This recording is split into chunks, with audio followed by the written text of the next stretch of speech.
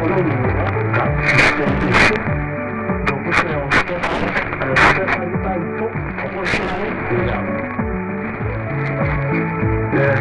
清水と幕府は今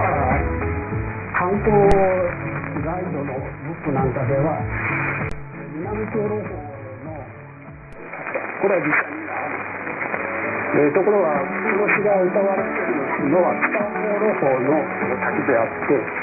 現在は水が枯れて滝自体はないという交渉を弘前大学の植木さんという方がなさって、私もそちらに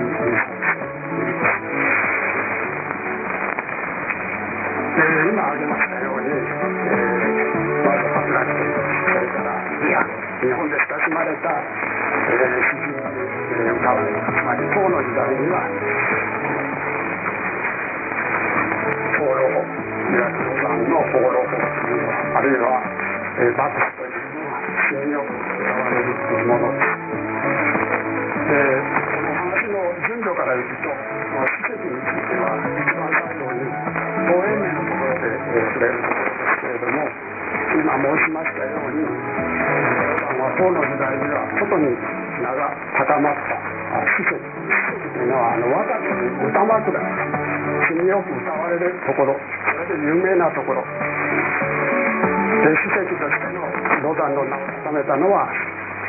今言いました桜木という詩あるいはリアクの詩の大